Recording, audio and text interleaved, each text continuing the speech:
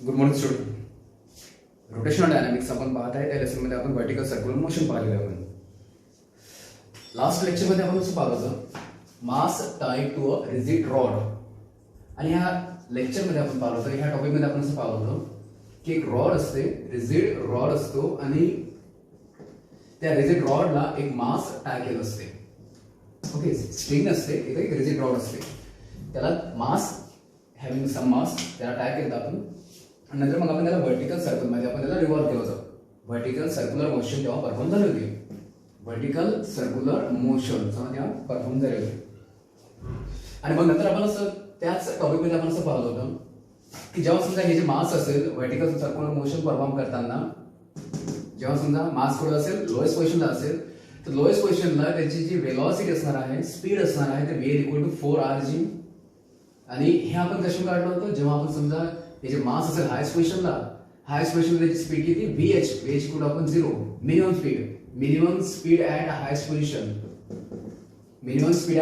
आपण ते 0 घेतलेली आपण, कारण ते पॉसिबल होते. ह्या केसमध्ये velocity or speed at highest position ती 0 पॉसिबल होती, म्हणून आपण ते 0 घेतली होती, vh=0. आणि नंतर मग त्यावरून आपण vl समजा √4rg आपण फाइंड केलं होतं.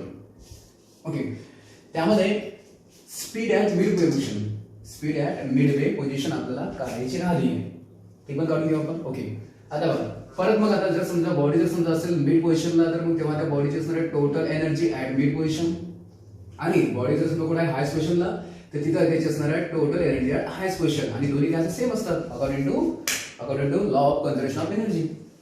Okay, according to law of conservation of energy. आणि या लॉ नुसार काय असते की मिड पॉइंटची टोटल एनर्जी किंवा मग समजा हायस्ट पॉइंटची टोटल एनर्जी कशी सारखी असते. Total energy at highest position आणि मिड पोझिशन किंवा आपण total energy at mid position equal to total energy at highest position सारखी असते. मिड पोझिशनची टोटल एनर्जी आणि हायस्ट पोझिशनची टोटल एनर्जी कशी असते, सारखी असते. ओके, मिड पोझिशनला जर म्हटलं आपण टोटल एनर्जी म्हणजे ती कशी असणार आहे, मिड पोझिशनची कायनेटिक एनर्जी प्लस मिड पोझिशनची पोटेन्शियल एनर्जी. आणि हायस्ट पोझिशनला टोटल एनर्जी म्हणजे तिथली कायनेटिक एनर्जी आणि प्लस तिथली potential energy. Okay, now find kinetic energy at mid position. तर मिड पोझिशनला जर म्हटलं कायनेटिक एनर्जी फॉर्म्युला कसं असतं, 1/2m vm², कारण तिथे स्पीड कशी आहे, vm आहे. मिड पोझिशनला 1/2m v², तिथे स्पीड vm², प्लस आता इथली जर काढायची आपला पोटेन्शियल एनर्जी, फॉर्म्युला कसं असते, mgh, आणि त्याची हाईट दिसते तिथं, height at mid position equal to kinetic energy at highest पोझिशनची कायनेटिक एनर्जी फॉर्म्युला कसं बनणार आहे, 1/2m vh², आणि प्लस हायस्ट पोझिशनला h पोझिशनला पोटेन्शियल एनर्जी फॉर्म्युला कसं असते, mgh, तिथली हाईट.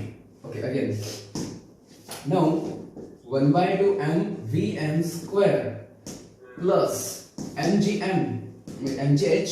आणि h कशी height at mid position, m into g into काय म्हटलं आपण, height at mid position.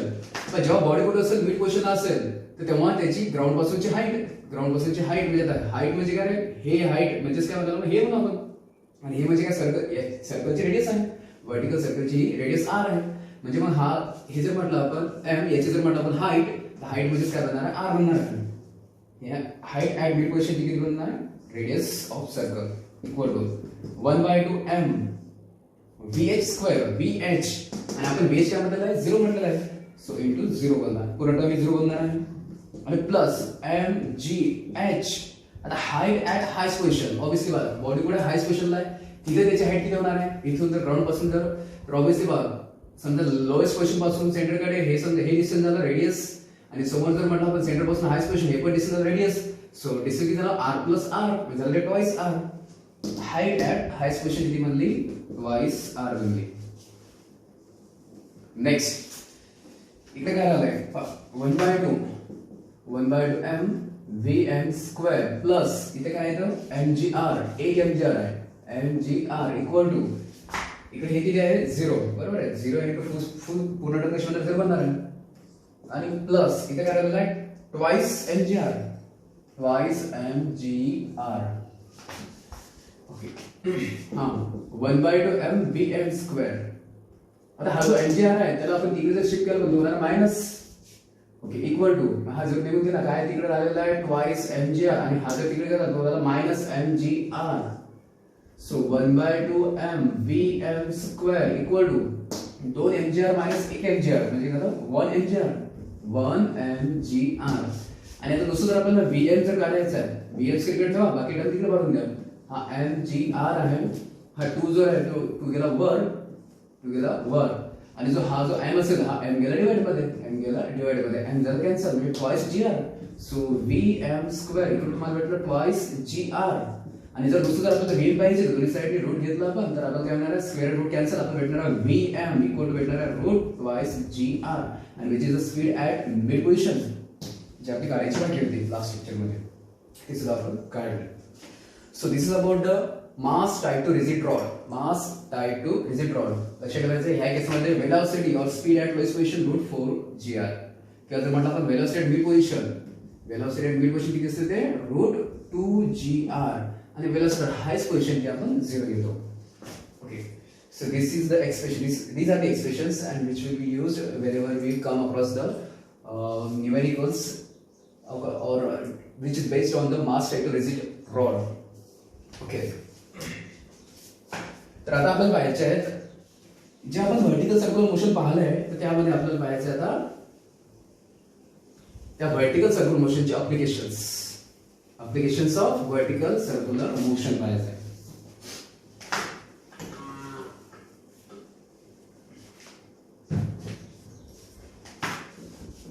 So applications of VCM चे applications पाहायचे. पहिला जो application आहे application of VCM म्हणजे VCM कुठे यूज होते vertical circular motion त्याचा यूज कुठे होते. तर पहिला जो application of VCM आहे तो आहे sphere of death. त्याआधी आपण वेल ऑफ डेथ पाहिलेलं आहे किंवा त्यामध्ये हॉरिझॉन्टल सर्क्युलर मोशनचं ऍप्लिकेशन होतं त्यामध्ये आणि यामध्ये हे काय आहे स्फिअर ऑफ डेथ. ओके आणि याच्यामध्ये काय आहे ऍक्च्युली VCMचं ऍप्लिकेशन होणार आहे. स्फिअर ऑफ डेथ याला ठीक मराठीमध्ये आपण मृत्यू बोलून आपण त्याला. आणि ज्याच्याकडे हा जो शो असतो समजा जो कुठला स्टंट असतो किंवा शो म्हणून आपण पर्टिक्युलर हा असते सर्कसमध्ये ज्याने पाहिलं असेल त्याला माहित असेल स्फिअर ऑफ डेथ आहे. तर सर्कस मध्ये काय असते खूप मोठा लार्ज स्फिअर असणार आहे हॉलो स्फिअर असणार आहे खूप मोठा लार्ज ज्याला आपण स्ट्रॉंग लार्ज एक हॉलो स्फिअर असते. ओके लार्ज हॉलो स्फिअर असते. ऑब्विसली तो कसा स्ट्रॉंग असणार आहे स्ट्रॉंग का बरं कारण की त्यावरती व्हेकल त्या स्फिअरच्या आतमध्ये जो हॉलो स्फिअर आहे आतून पोकळ आहे तर त्या स्फिअरच्या आतमध्ये व्हेकल वगैरे ते ड्राईव्ह होत असते म्हणजे कसं स्ट्रॉंग पण पाहिजे. Okay so large hollow sphere असते आतून पोकळ असणार आहे आणि त्याच्या हे समजा त्याला म्हणून आपण हे सर्कस म्हणून आपण किंवा त्याचे वॉल म्हणून आपण त्याचे वॉल म्हणून. ओके आणि या आतमध्ये याच्या आतमध्ये बायसिकल रायडर किंवा समजा 4 व्हीलर रायडर म्हणजे बघ 4 व्हीलर असेल किंवा समजा 2 व्हीलर असेल तर त्याच्यामध्ये पर्सन असेल तो पर्सन काय करतो तर 2 व्हीलर तो इनिशियली काय करतो इनिशियली तो त्याची समजा जी व्हेकल असणार की व्हेकल तो इनिशियली तो स्टार्टिंगला तो हॉरिझॉन्टल सर्कलमध्ये रिव्हॉल्व करतो जी त्याची व्हेकल असते 2 व्हीलर म्हणा किंवा 4 व्हीलर म्हणा तो इनिशियली काय करतो इनिशियली तो हॉरिझॉन्टल सर्कलमध्ये तो रिव्हॉल्व करतो हॉरिझॉन्टल सर्कलमध्ये आणि मग थोडा तो काय करतो तो व्हर्टिकल सर्कलमध्ये तो कन्वर्ट होत जातो रिव्हॉल्व जातो थोडा तो व्हर्टिकल सर्कल रिव्हॉल्व जातो आणि शेवटी मध्ये काय लास्टली एक्झॅक्ट व्हर्टिकल सर्कलमध्ये एक्झॅक्टली व्हर्टिकल सर्कलमध्ये तो रिव्हॉल्व होतो.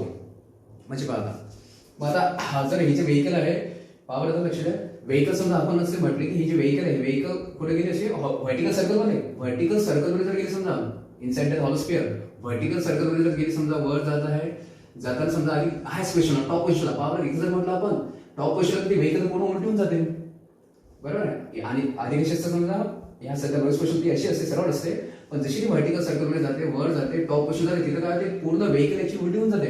मग इथं पॉसिबिलिटी काय की व्हेकल पूर्ण खाली पडू शकते पूर्ण व्हेकल्स एक तो रायडर असेल पूर्ण ते खाली पडू शकते बरोबर आहे. बट असं नाही होत हा सबस्टंट असते तर तो तिथं काय होते तिथं ऑब्विसली त्यांना पर्टिक्युलर स्पीड मेंटेन ठेवावं लागते किंवा मग इथून जेव्हा समजा ते लिहिणार आहे समजा इथून लोएस्ट पोझिशन पासून जेव्हा समजा ती व्हेकल किंवा रायडर लिहिणार आहे तर इथं त्याला दिलेली समजा जी वेलोसिटी व्हीएल तर ती मॅटर करते पूर्ण व्हर्टिकल सर्क्युलर मेंटेन होण्यासाठी इथं त्याला पर्टिक्युलर स्पीड पाहिजे लोएस्ट पोझिशन पासून. इथं त्याला पर्टिक्युलर स्पीड मिळाली की नंतर मग आपल्याला माहिती आहे ही जी व्हेकल जर वर जर गेली किंवा बॉडी जर वर गेली त्याची स्पीड कमी होत जाते. स्पीड त्याची काय होते कमी होत जाते, आणखी कमी होत जाणार आहे, आणखी कमी होत जाणार. आणि जर बॉडी जर कुठे बसली हायस्ट पोझिशनला तिथं कमी कमी होतात तिथं स्पीड झिरो होऊ शकते. पण म्हणून मग तिथं काय असते तिथं स्पीड झिरो व्हायला नको, त्या व्हेकलची स्पीड झिरो व्हायला नको. तर इथं प्रिकॉशन घ्यायला घेतलं जाते की त्या हिशोबाने इथं लोएस्ट पोझिशनला वेलोसिटी ठेवली जाते की इथं वेलोसिटी झिरो व्हायला नको. Okay, it should not be zero. ती असं म्हणू आपण किंवा ती जी वेलोसिटी हायस्ट पोझिशनला ती जी वेलोसिटी ती जास्त असायला पाहिजे रूट आर ची पेक्षा. या हिशोबाने इथं लोएस्ट पोझिशन इथं वेलोसिटी जाते. काय म्हटलंय की हायस्ट पोझिशनला त्या व्हेकलची पूर्ण रायडरचे त्या व्हेकलची जी स्पीड आहे ती कशी असली पाहिजे, ती it should be greater than root R G. त्या हिशोबाने मग तिथे लोएस्ट पोझिशनला वेलोसिटी दिली जाते किंवा एनर्जी प्रोव्हाइड केली जाते. आणि नंतर मग आपल्याला एक गोष्ट माहित आहे, जेव्हा समजा व्हेकलला किंवा मासला पार्टिकलला त्याला जर समजा एवढी जर स्पीड भेटली म्हणजे रूट आर जी पेक्षा जास्त स्पीड असेल हायस्ट पोझिशनला तर ती व्हेकल ऍक्च्युअली खाली पडणार नाही. ती खाली पडत नाही तर तिथं काय actually vertical circular motion perform करते, व्हीसेप परफॉर्म करते. व्हीसेप इज पॉसिबल इथं असते, इथे ह्याच प्रकारचं असते. तर ही जी केस आहे की ज्यामध्ये समजा आपण म्हटलं की एक व्हेकल आहे आणि समजा रायडर आहे आणि तो व्हर्टिकल सर्क्युलर मोशन परफॉर्म करत आहे. ही केस आहे, it is similar. This is similar. हे कोणाशी सिमिलर आहे तर मास टाईप टू स्ट्रिंग. आपण हे टॉपिक पाहिलेलं आपण की एक स्मॉल मास असते आणि त्याला काय केलं आपण त्याला स्ट्रिंगला आपण टाय करतो, त्याला व्हर्टिकल सर्कल मध्ये रिव्हॉल्व करत असतो. त्या मास टाईप टू स्ट्रिंग त्याची जी मोशन असते त्याची मोशन सारखी याची मोशन असते. So this is similar to a mass tied to a string. हा एक स्ट्रिंग नसेल, मास नसेल, ती व्हेकल टाय वगैरे केलेली नसेल ना, परंतु पण त्याची मोशन असणार आहे. त्याची जी समजा मोशन असते त्याची वेलोसिटी वगैरे किंवा स्पीड म्हणा, त्याचं ऍक्सेलरेशन म्हणा, तर ते सगळं माहिती ते सगळं असते ह्यासारखं मास टाईड टू अ स्ट्रिंग ह्यासारखं असते. मग यामध्ये आपण इथं पाहिलंय की जर समजा मास टाईड टू स्ट्रिंग जर असेल तर जेव्हा समजा त्याची स्पीड म्हणतो आपण मास आहे, एक मास स्ट्रिंग असते, मास असते, त्याला व्हर्टिकल सर्कलमध्ये ठेवतो असतो आपण. मग त्या केसमध्ये काय असते speed at lowest position root 5r G असते. वेलोसिटी ॲट मिड पोझिशन ती किती असते, ती असते रूट 3r जी. आणि ते जर म्हटलं आपण हायस्ट पोझिशनला जी वेलोसिटी असते ती वेज काय असते greater than root R G असते. हे आपण पाहिलेलं आहे. कोणत्या बाबतीत आहे मास आणि हा काय असतो स्ट्रिंग. मग ह्या केसमध्ये ज्या प्रकारचे समजा स्पीड असतात लोएस्ट पोझिशनला, मिड पोझिशन, हायस्ट पोझिशनला त्याच प्रकारची इथं असते. जर समजा हा जो व्हेकल हा जो समजा रायडर असेल, रायडर व्हेकल जेव्हा समजा तो ड्राईव्ह करताना व्हर्टिकल सर्कलमध्ये तर तेव्हा ती जी समजा पूर्ण रायडर विथ रायडर ती vehicle vertical circle motion perform करते आणि तेव्हा त्याची लोएस्ट पोझिशनला वेलोसिटी किंवा स्पीड लोएस्ट पोझिशनला स्पीड VL ती किती असते तेवढीच असते रूट 5r जी. जर म्हटलं समजा तो जर मिड पोझिशन तो रायडर जर समजा मिड पोझिशन जर पोहोचला तर तिथे त्याची जी वेलोसिटी स्पीड ती किती असते समजा रूट 3r जीच असते. आणि जर म्हटलं आपण हायस्ट पोझिशनला जेव्हा तो हायस्ट पोझिशनला पोहोचतो तर तिथे त्याची वेलोसिटी ऍट हायस्ट पोझिशन ही कशी असते रूट r जी पेक्षा जास्त असते. ओके, सिमिलर आहे. So this is similar to the mass type to string. इथं मग पर्टिक्युलर तो काय करतो ऍक्च्युअली जो रायडर असणार तो इनिशियली काय करतो एकदम तो व्हर्टिकल सर्कलमध्ये होत नाही म्हणतो तो स्टार्ट कसा करतो स्टार्टिंगला तो हॉरिझॉन्टल सर्कलमध्ये होतो. सुरुवातीला व्हर्टिकल सर्कलमध्ये होत नाही तो इनिशियली काय करतो इनिशियली तो याच्यामध्ये हॉरिझॉन्टल सर्कलमध्ये होतो. हॉरिझॉन्टल सर्कलमध्ये होतो थोडं मग सर्कल वाढत जाते, रेडियस वाढत जाते आणि नंतर मग तो थोडा पार्ट व्हर्टिकल सर्कलमध्ये थोडासा तो व्हर्टिकल सर्कलमध्ये रिव्हॉल्व जातो. मग शेवटी मग लास्ट येतो एकदम व्हर्टिकल सर्कल तो एक्झॅक्ट व्हर्टिकल सर्कलमध्ये रिव्हॉल्व होतो. इथं आता जर समजा आपण असं म्हटलं की जेव्हा तो हॉरिझॉन्टल सर्कल म्हणा किंवा हॉरिझॉन्टल सर्कलमध्ये रिव्हॉल्व होणार आहे, जेव्हा तो हॉरिझॉन्टल सर्कलमध्ये रिव्हॉल्व होणार आहे, हॉरिझॉन्टल सर्क्युलर मोशन आपण. आणि त्यामध्ये कसं असते बघा इथं मूळ त्यांना जर समजा बघा जर म्हटलं आपण त्याची लिनियर स्पीड जर म्हटलं आपण तर फॉर्म्युला कसं असते r ओमेगा असते. आणि म्हणून पण जेव्हा तो हॉरिझॉन्टल सर्कलमध्ये रिव्हॉल्व होणार आहे, हॉरिझॉन्टल सर्कलमध्ये रिव्हॉल्व होणार आहे किंवा व्हर्टिकल सर्कल सुद्धा रिव्हॉल्व होणार आहे, तेव्हा त्याची लिनियर स्पीड कोणावर डिपेंड असते रेडियसवर डिपेंड असते. याचा अर्थ असं की रेडियस जर जास्त जर असेल रेडियस जास्त म्हणजे लार्जर सर्कल तर तेव्हा त्याची स्पीड काय असते ते जास्त असते. बरोबर, लार्जर सर्कलसाठी म्हणजे लार्जर रेडियस मोठं सर्कल रेडियस जास्त तेव्हा त्याची स्पीड काय असते, जास्त असते या पर्टिक्युलर केसमध्ये. आणि जर समजा म्हटलं आपण आता इथे जर म्हटलं आपण अँग्युलर व्हेलॉसिटी जर काढायचा प्रयत्न केला आपण अँग्युलर व्हेलॉसिटी ओमेगा कसं असते बघा, हा व्ही आणि हा आर याला डिवाइड मध्ये म्हणजे रेडियस ऑफ कसं इनवर्स रिलेशन आहे. म्हणून मग इथे काय असते, रेडियसवर स्पीड कशी डायरेक्ट डिपेंड आहे, परंतु रेडियसवरती अँग्युलर स्पीड कशी आहे, इनवर्स डिपेंड आहे.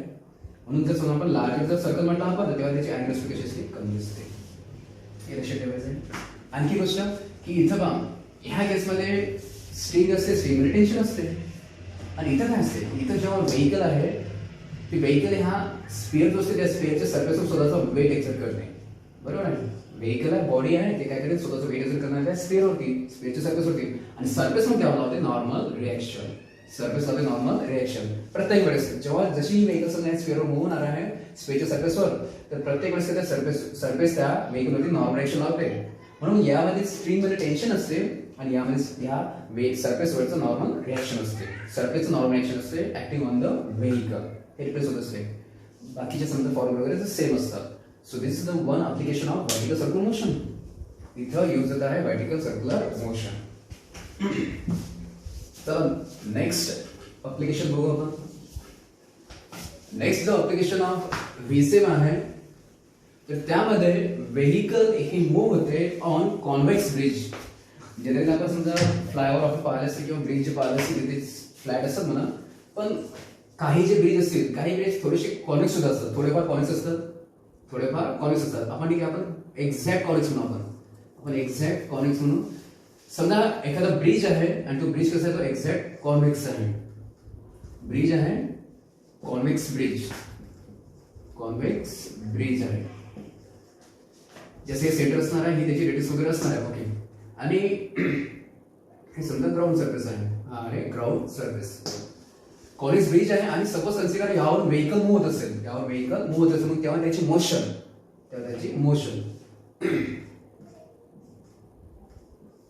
Okay. So second application of VCM काय म्हणते, motion of vehicle on a convex bridge.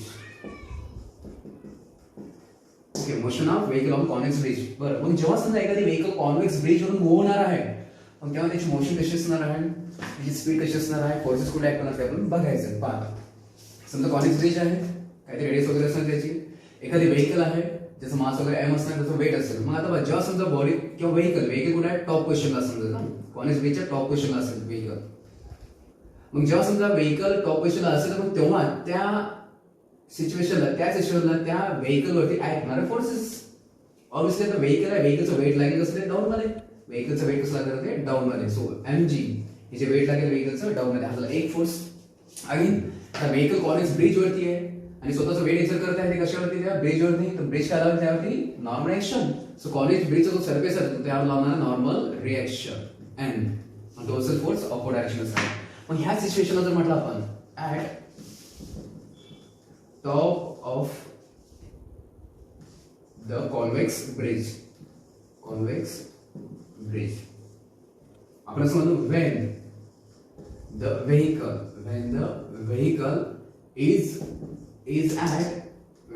is at top of the convex bridge. मग जेव्हा व्हेकल कॉन्व्हेक्स ब्रिजच्या टॉप पोझिशनला असेल, मग तेव्हा काय असते, तेव्हा त्यावर दोन फोर्स ऍक्ट होतात, वेट आणि normal reaction. The forces acting on it. पहिला कुठला फोर्स ऍक्ट होणार आहे, weight in downward direction, weight of vehicle acting in downward direct vertically downward direction.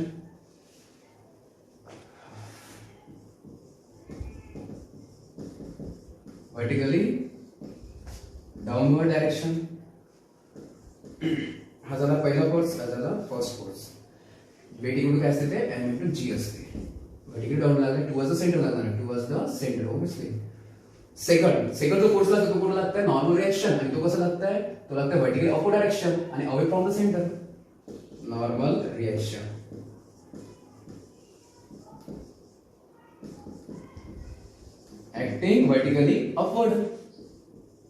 acting vertically upward direction.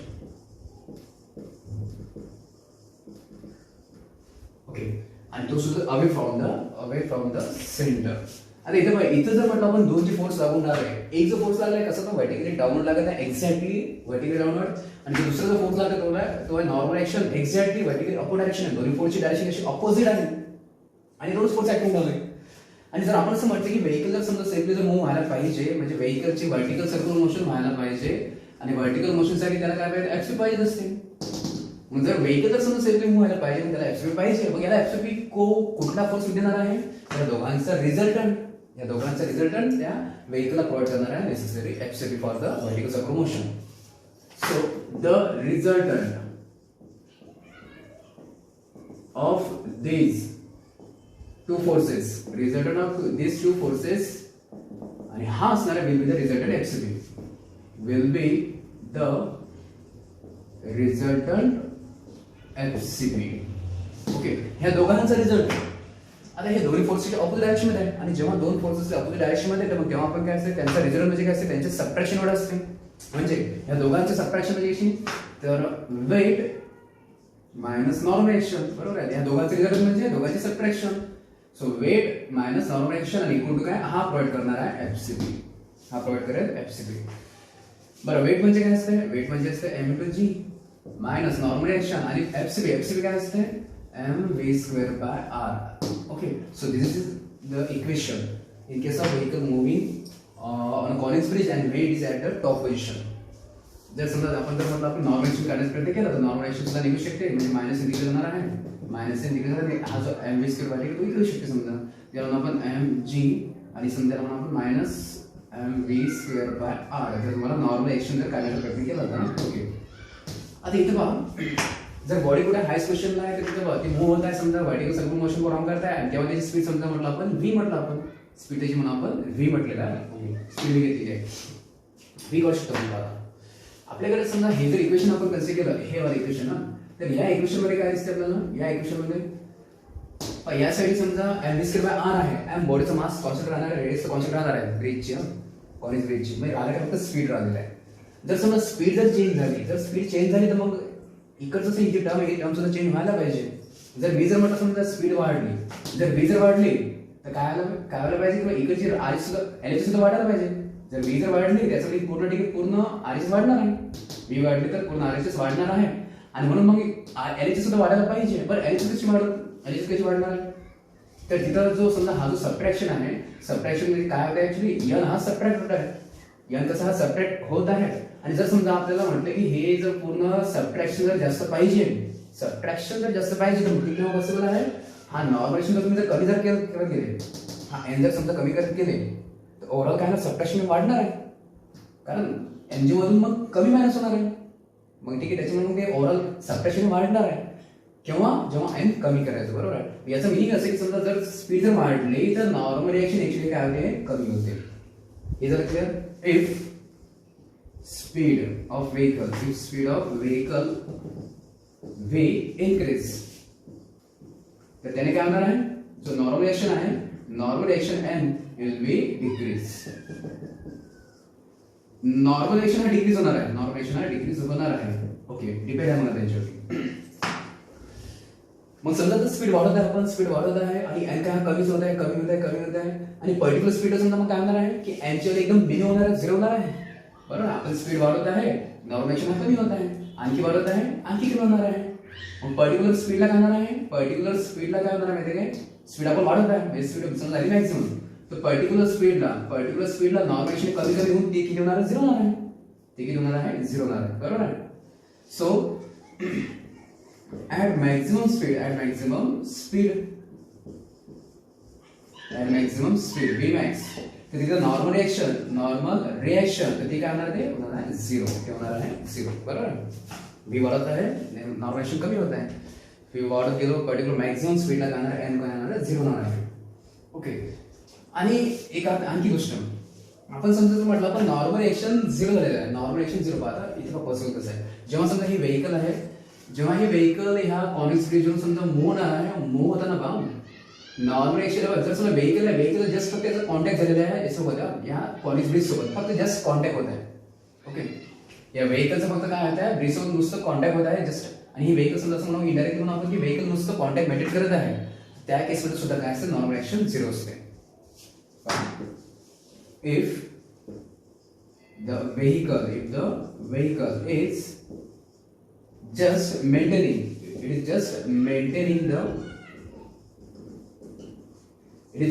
the contact with the bridge.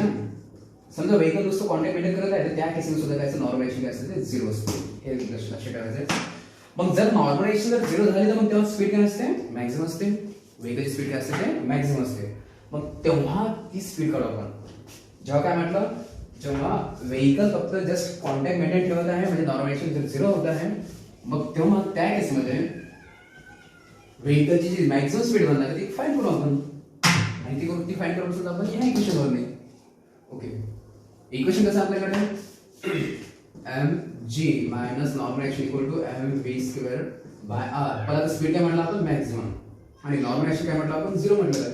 So mg minus 0 equal to mv max square upon मध्ये काय r म्हटलेलं आहे. Okay, म्हणजे mg equal to mv square max equal upon r.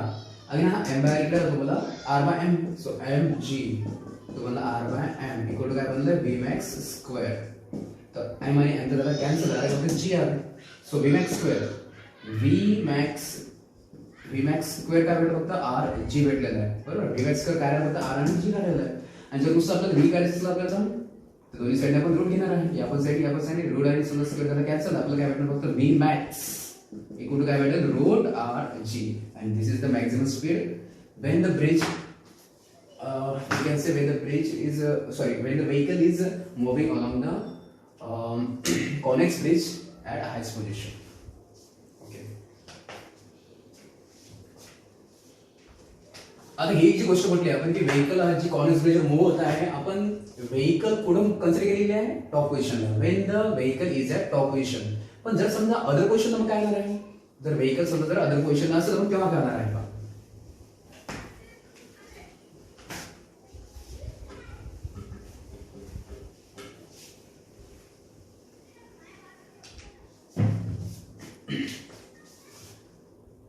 इथे condition कशी तुम्हाला माहित आहे की समजा जर व्हेकल असेल टॉप पोझिशनला तर तिथं त्या बॉडीवरती फक्त 2 फोर्स लागतात आणि कुठला वेट आणि नॉर्मल ऍक्शन, त्या दोघांचा रिझल्ट प्रोव्हाइड करतो. दोघांचा वेट आणि नॉर्मल ऍक्शन हा प्रोव्हाइड करतो एफसीबी. आपण पाहिलेला आहे ऍट टॉप पोझिशन. पण समजा बॉडी कुठे, व्हेकल कुठे समजा टॉप पोझिशन नाही आहे, इथे कुठेतरी मदत असेल, समजा इथंच ना. मग जेव्हा इथं जर असेल समजा व्हेकल, तर तेव्हा मग सिच्युएशन कशी असणार आहे, कुठले फोर्स ऍक्ट करणार आहे, कुठली रिजनल फोर्स मिळणार आहे. आता ऑब्विसली व्हेकल आहे, व्हेकलचं वेट लागेल डाऊन मध्ये, वेट लागेल एक्झॅक्टली व्हर्टिकल डाऊन मध्ये. सो व्हेकलचं वेट लागलं व्हर्टिकली डाऊन मध्ये m इंटू g. अगेन आता काय करू आपण, ही जी समजा व्हेकल इथं जर असेल याला काय करू आपण, ह्या सर्कल सेंटर सोबत, कॉन्वेक्स ब्रिजच्या सेंटर सोबत समजा जोडून टाकू आपण. आता बघा हे तर व्हर्टिकल एक्झॅक्टली, हे समजा काय व्हर्टिकल आहे आणि व्हर्टिकल सोबत समजा ही जी लाईन आहे, या लाईनने अँगल केला आहे थीटा. आता हे व्हर्टिकल लाईन आहे आणि हा जो वेट आहे, वेट पण व्हर्टिकल डाऊनवर्ड आहे. हे पण व्हर्टिकल आहे, हे पण व्हर्टिकल आहे. आणि दोन झाले लाईन पॅरलल. बरोबर, हे व्हर्टिकल आणि वेट झाले पॅरलल. त्यामध्ये समजा हा जी ही जी लाईन आहे, तर ही लाईन तर झाली ट्रान्सव्हर्सल. मग हा जो अँगल असेल, हा अँगल जर थीटा असेल तर हा पण अँगल बनला थीटा. का बरं, कारण अल्टरनेट अँगल्स. ओके, मग आता इथे काय माहिती लक्षात, एक ह्या सिच्युएशनला त्या बॉडीवर व्हेकलवरती फोर्स करून लागणार, एक लागणार वेट, एक लागेल वेट mg, आणि तो कसा लागत आहे vertically downward. Weight mg active vertically downward.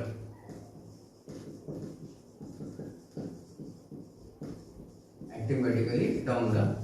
आणि ते जर म्हटलं आपण समजा दुसरा कुठला फोर्स लागणार आहे, सरफेस आहे, सरफेस त्यावर लावा नॉर्मल ऍक्शन, सरफेस लावा त्यावरती normal reaction. Second force normal reaction. Normal reaction जी लागते n लागत आहे, ती कशी लागते, व्हर्टिकल समजा सरफेसला परपेंडिक्युलर लागणार आहे. Okay, normal reaction n. आणि जर आता बघा इथं जर म्हटलं आपण आता ह्या सिच्युएशनला, जेव्हा समजा पर्टिक्युलर समजा हायस्ट पोझिशनला नाहीये किंवा एक्झॅक्टली समजा मिड पोझिशन लोएस्ट पोझिशनला नाहीये, व्हेकल समजा इन बिटवीन असेल, कुठल्या पोझिशनला असेल, मग तेव्हा काय असते, हे जे वेट आहे, वेट त्याच्या दोन कॉम्पोनंट रिझॉल्व होते. हे जे वेट असते समजा, जे वेट असते ते काय रिझॉल्व होते त्याच्या 2 पार्टमध्ये. Weight it is resolved into its 2 components. Into its 2 components. 2 component द्यायचे. एक कुठला कॉम्पोनंट आहे वेट mg, याचा एक कॉम्पोनंट आहे बघा, हा mg असा असेल समजा, त्याचे दोन कॉम्पोनंट, तर एक लागेल मध्ये एक लागेल ह्या डायरेक्शन मध्ये, आणि हा असणार आहे आता थीटाचा mg चा कॉम्पोनंट, पण थीटाचा ऍडजसंट आहे, तर थीटाचा ऍडजसंट कॉम्पोनंट तो कुठला असतो, तो असतो mg cos थीटा, बरोबर आहे. मग जो mg चा आहे, mg चा हा एक कॉम्पोनंट mg cos थीटा लागला या डायरेक्शन मध्ये टुवर्ड्स द सेंटर, आणि याच mg चा एक लागेल कॉम्पोनंट, तो असतो समजा ह्या टॅन्जेंट डायरेक्शन मध्ये, टॅन्जेंटच्या डायरेक्शन मध्ये, तो असणार आहे second component mg sin theta. So weight mg त्याचे झाले दोन पार्ट, त्याचे ना दोन पार्ट, एक झाला mg cos थीटा, तो लागला ह्या सेंटरकडे नॉर्मल डायरेक्शनच्या ऑपोजिट डायरेक्शन लागला, आणि सेकंड कसा लागला, तो लागला समजा mg sin थीटा, तो लागला टॅन्जेंशियल डायरेक्शन मध्ये, आणि तो लागला स्पीडच्या समजा ऑपोजिट डायरेक्शन मध्ये, म्हणजे व्हेकल अशी या डायरेक्शन जाण्याचा प्रयत्न करताय, त्याच्या ऑपोजिट डायरेक्शन लागलेला आहे mg sin थीटा. पहा बरं का, इथे आपण असं म्हणू शकतो, म्हणजे याला आपल्याला असं दिसणार आहे की हा जो mg sin थीटा आहे तो त्या व्हेकलच्या स्पीडच्या ऑपोजिट डायरेक्शन लागत आहे. mg sin थीटा हा स्पीडच्या ऑपोजिट डायरेक्शन जर लागत आहे, तर तो काय करणार, तो स्पीड कमी करणार आहे, कारण हा जो फोर्स लागत आहे, हा फोर्स लागत आहे त्या स्पीडच्या ऑपोजिट डायरेक्शन लागून राहिला आहे. व्हेकल समजा या डायरेक्शन प्रयत्न करणार आहे, आणि हा फोर्स त्या ऑपोजिट डायरेक्शन लागत आहे, मग त्याच्यामुळे त्याची स्पीड काय कमी होणार आहे. म्हणून हा जो कॉम्पोनंट असणार आहे mg sin थीटा, जो टॅन्जेंशियल कॉम्पोनंट असतो, तो काय करतो, त्या व्हेकलची स्पीड कमी करायला रिस्पॉन्सिबल असतो. म्हणजे जशी व्हेकल समोर जाणार आहे, म्हणजे हायस्ट पोझिशनला जाण्याकरिता करणार आहे, तर हा कॉम्पोनंट त्याची स्पीड कमी करणार आहे, त्यामुळे त्याची व्हेकलची समजा स्पीड कमी होत जाते. ओके, हा जर समजा कॉम्पोनंट स्पीड कमी करण्यासाठी रिस्पॉन्सिबल. मग आता मला कुठं समजा हाय कॉम्पोनंट आला आणि नॉर्मल डायरेक्शन आलेलं आहे, आता ह्या सिच्युएशनला मला हे दोन फोर्स आले, आणि व्हेकल जर समजा सर्क्युलर मोशन जर परफॉर्म करायला पाहिजे, तर मग तेव्हा हे जे दोन फोर्सेस आहेत, वर आहे नॉर्मल ऍक्शन आणि सेंटरकडे कुठला आहे mg cos थीटा, बरोबर आहे. Away from centre normal action आहे, आणि सेंटरकडे कुठला आहे mg cos थीटा. तर ह्या दोघांचा रिझल्टंट हा प्रोव्हाइड करणार आहे त्या व्हेकलला necessary absorbing for moving along the convex bridge. So the resultant याची समजा वेटचे दोन कॉम्पोनंट होते, वेटचे दोन कॉम्पोनंट होते, तर वेटचा पहिला कुठला कॉम्पोनंट म्हणला आपण, एक कॉम्पोनंट होता mg cos थीटा, आणि हा कसा लागला towards the centre, towards the centre. आणि दुसरा कॉम्पोनंट कुठला असतो mg sin theta, mg sin theta, आणि हा कॉम्पोनंट कसा लागलाय, हा लागला समजा टॅन्जेंशियली, हा कसा लागलाय टॅन्जेंशियल. ओके, आणि या दोघांचा रिझल्टंट, द रिझल्टंट ऑफ कोणाचा रिझल्टंट, तर एक mg cos थीटा, आणि दुसरा कुठला, and normal reaction will be the resultant FCB. तो असणार रिझल्टंट FCB, हे लक्षात ठेवायचं आहे. ह्या दोघांचा रिझल्टंट म्हणजे आता इथं पहिला कुठला आहे, तो पहिला आहे mg cos थीटा आणि मायनस नॉर्मल रिएक्शन, आणि हा प्रोव्हाइड करेल FCB. Again mg cos theta minus n equal to FCB म्हणजे काय असते, mv स्क्वेअर बाय r. हे झालं इक्वेशन, आणि यावरून तुम्ही परत तुम्ही नॉर्मल ऍक्शन बी करू शकता. हे झालं इक्वेशन जेव्हा समजा व्हेकल मूव्ह होणार आहे कॉन्व्हेक्स ब्रिज वरती. ओके, यात आणखी बघा, इथं आपण मी दोन्ही वेळेस समजा जेव्हा बॉडी कुठे असेल समजा हायस्ट पोझिशनला असेल, तेव्हा मी काय केलंय, वेट आधी घेतलेला आहे, नंतर मग त्यामधून नॉर्मल ऍक्शन मायनस केलेला आहे. दोघांचा रिझल्ट कसा घेतलेला आहे, मी वेट मायनस नॉर्मल ऍक्शन केलेला आहे. मग असंच का बरं केलेलं आहे, तर मग इथं ही गोष्ट समजा आपण ही जे समजा आपण ऑब्झर्व करत आहे, जी फ्रेम आहे तर इनिशियल फ्रेम आहे, म्हणजे आपण समजा ऑब्झर्वर आहे, आपण याला ऑब्झर्व करत आहे, व्हेकल समजा कॉन्व्हेक्स ब्रिज मूव्ह होत आहे, ऑब्झर्वर रेस्ट आहे, फ्रेम रेस्ट आहे, it is called as initial frame. Initial frame मध्ये काय म्हटलं आपण, दोघांचा रिझल्टंट प्रोव्हाइड करतो FCB. पण दुसरी गोष्ट काय म्हटलं आपण, नॉन इनर्शियल फ्रेम मध्ये कसं असते, in non inertial frame of reference मध्ये जर म्हटलं आपण, तर तिथे बघा काय असते माहिती आहे का, away from centre centrifugal force लागत असते, माहिती आहे तुला. म्हणजे हे व्हेकल वरती मग दुसरा पण फोर्स लागणार, कुठला लागणार आहे FCF, म्हणजे दोन फोर्स लागणार आहे तिथं. एक कुठला लागत आहे, एक लागत आहे normal action away from centre, दुसरा कुठला लागत आहे FCF लागत आहे, बरोबर आहे. आणि डाऊन मध्ये एकच फोर्स लागत आहे, तो लागत आहे वेट. मग non inertial frame of reference मध्ये आपण म्हटलंय की वर दोन फोर्स लागले आणि खाली एक फोर्स, मग आता हे बॅलन्स होत असतील, म्हणजे याचा अर्थ की हा जो वेट आहे या दोघांना बॅलन्स करत असेल. वेट काय असेल, वेट हा दोघांना बॅलन्स करत असेल, दोघांना कोणाला, तर नॉर्मल रिएक्शन आणि कोण FCF. आणि म्हणून मग आता नॉर्मल रिएक्शन मी या साईडला राहणार तर ते मायनस बनणार आहे, म्हणून weight minus normal reaction equal to मी काय लिहू शकतो FCF. तर म्हणून मग वेट आधी घेतलाय, नॉन रिएक्शन नंतर घेतलेलं आहे, बरोबर आहे, दोघांचं सबट्रॅक्शन. आणि सिमिलरली जर म्हटलं आपण इथं एम जी कॉस थिटा आणि इकडे समजा नॉर्मल रिएक्शन आहे, इथं पण आपण तेच करणार आहे. कुठलं एम जी कॉस थिटा आपण आधी घेणार आहे आणि मायनस नॉर्मल रिएक्शन, अशा प्रकारे रिझल्ट घेणार आहे आपण. M G cos theta minus normal reaction, normal reaction minus M G cos theta नाही, या केसमध्ये नाही. Okay, so this is the application of VCM in case of motion of vehicle on. आता आपल्याला पाहायचं आहे motion of vehicle on concave bridge पाहायचं आहे. Motion of vehicle on concave bridge.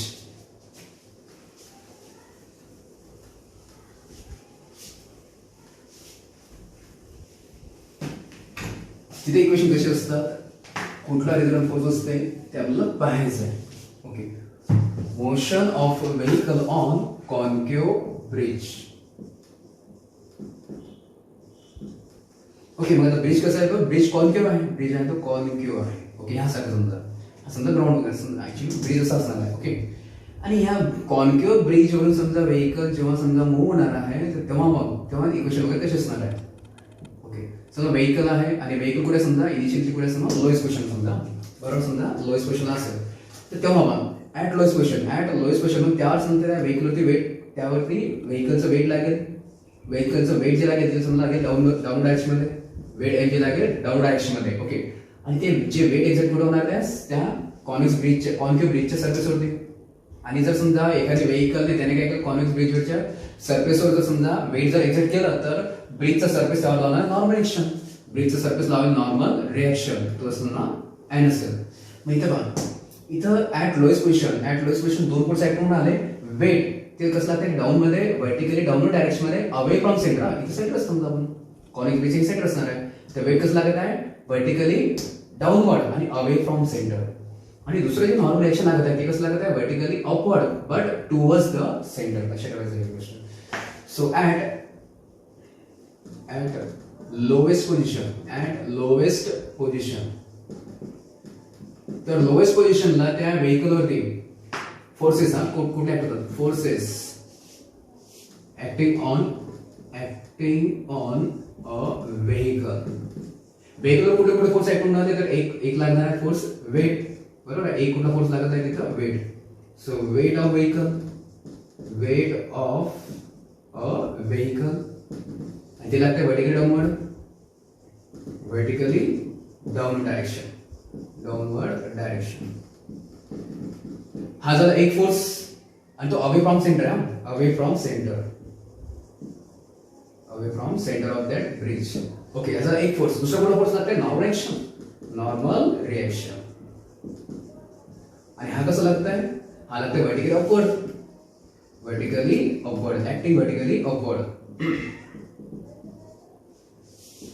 आणि तो जो लागत आहे सेंटरकडे, vertically upward towards the centre.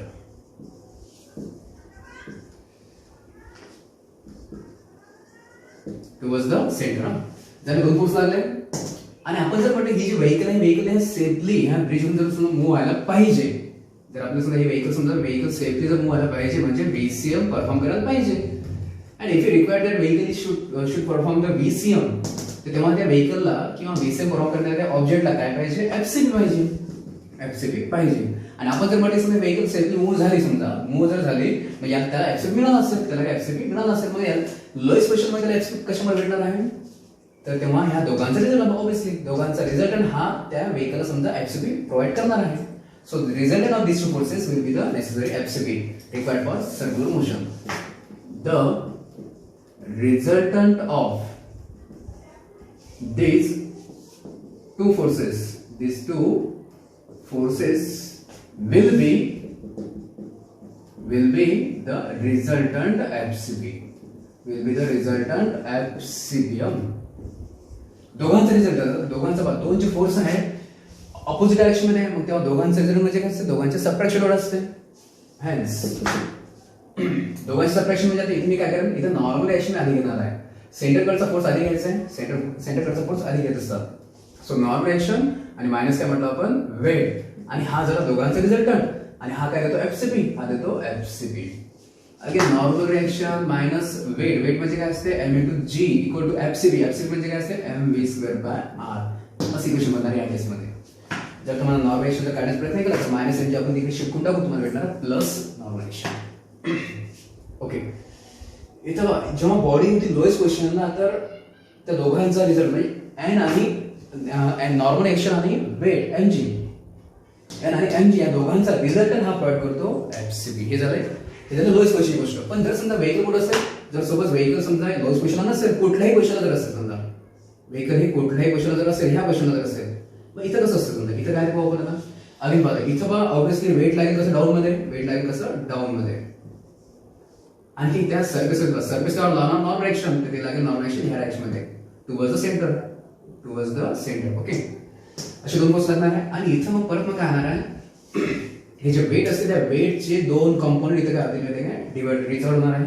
Weight resolve त्याच्या दोन पार्ट मध्ये. तर एक कुठला असतं समजा, एक जो पार्ट असणार आहे, तर एक जो पार्ट असतो समजा बघा, आता जर आपण हे जर समजा वेट एनजी म्हटलं व्हर्टिकल डायरेक्ट डाऊन डायरेक्शन मध्ये म्हटलं आपण, आणि समजा हा जो अँगल आहे समजा प्रॉपर अँगल होता सेंटरला जोडला आपण नॉर्मल डायरेक्शन या डायरेक्शनला गेलाय. आता हा अँगल थीटा जर असेल, हा अँगल किती आहे थीटा आहे ऑब्विसली. आणि मग आपण जर म्हटलं तर हा जे वेट एनजी आहे त्याचे लागले दोन पार्ट, त्याचे दोन कंपोनंट समजा डिवाइड झाले. तर एक कंपोनंट लागला ह्या डायरेक्शन मध्ये, एक कंपोनंट लागला ह्या डायरेक्शन मध्ये. ह्या डायरेक्शन म्हणजे काय नॉर्मल रिएक्शनच्या एक्झॅक्ट ऑपोजिट डायरेक्शन मध्ये कंपोनंट लागलेला आहे. हा जो बा एमजी ने या कंपोनंट सोबत केलेला अँगल हा थीटा असणार आहे, म्हणून हा कंपोनंट असतो एमजी कॉस थीटा. आणि हा अँगल थीटा का बरं असतो, तर हे समजा व्हर्टिकल आहे, एक्झॅक्टली व्हर्टिकल डाऊनवर्ड आहे, आणि वेट पण काय डाऊनवर्ड आहे, डाऊन मध्ये आहे. म्हणजे मग वेट ही समजा वेटची ऍक्शन, ओके, आणि त्याला आपण ऍक्शन लाईन ऑफ ऍक्शन, आणि समजा हे व्हर्टिकल, समजा हे व्हर्टिकल दोन्ही झाले पॅरलल. आणि मग हा जर समजा अँगल थीटा असेल तर हा पण अँगल झाला थीटा. म्हणून मग ह्या वेटचा हा जो कॉम्पोनंट मध्ये तो बनतो एमजी कॉस थीटा, आणि वेटचा दुसरा जो कॉम्पोनंट आहे हा बनतो MG sine theta, MG sine theta. Okay, again मग आता बघा व्हेकल समजा आपण असं म्हणतोय की व्हेकल ह्याच डायरेक्शन येत आहे, व्हेकल याच डायरेक्शन मध्ये येत आहे, बरोबर आहे, ह्या डायरेक्शन येत आहे, म्हणजे व्हेकलची स्पीड पण ह्या डायरेक्शन मध्ये आहे, व्हेकलची स्पीड पण त्याच डायरेक्शन मध्ये आहे. आणि हा जो एमजी साइन थीटा आहे, एमजी साइन थीटा हा पण लागतो त्या डायरेक्शन मध्ये.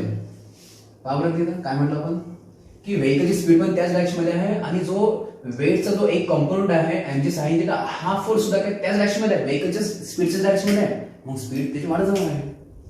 जेव्हा फोर्स आहे समजा फोर्स आहे स्पीडच्या डायरेक्शन मध्येच, तेव्हा त्याची स्पीड वाढणार आहे. म्हणून इथं माहिती आहे की इथे व्हेकलची स्पीड वाढत जाते, आणि स्पीड वाढण्यासाठी मग रिस्पॉन्सिबल कंपोनंट कुठला तो एमजी साइन थीटा. ओके, दुसरी गोष्ट मला राहिली कुठला तर नॉर्मल एक्शन सेंटरकडे आहे, आणि mg cos theta away from centre आहे. या दोघांचा रिझल्टंट हा असेल एफसीबी या सिच्युएशनला at any position, at any position काय असेल द रिझल्टंट ऑफ आणि कोणाकोणाचा नॉर्मल रिएक्शन, आणि दुसरा कुठला आहे नॉर्मल रिएक्शन, दुसरा कोणता आहे एमजी कॉस थीटा.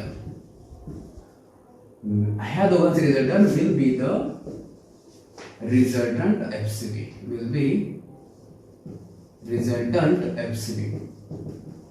बरं, नॉर्मल रिएक्शन आणि याचा component mg cos theta component म्हणजे normal reaction minus MG cos theta, आणि ह्या दोघांचा रिझल्टंट काय असेल तो एफसीबी असणार आहे. Again normal reaction minus MG cos theta, आणि एफसीबी म्हणजे काय असते MV square by R. Equation असं बनणार आहे ह्या कुठल्याही क्वेश्चनला, वेगवेगळं असेल कुठल्याही सिच्युएशनला असेल तर तेव्हा काय असते नॉर्मल रिएक्शन काय असतो तो normal reaction minus MG cos theta हा प्रोव्हाइड करेल त्याला एफसीबी.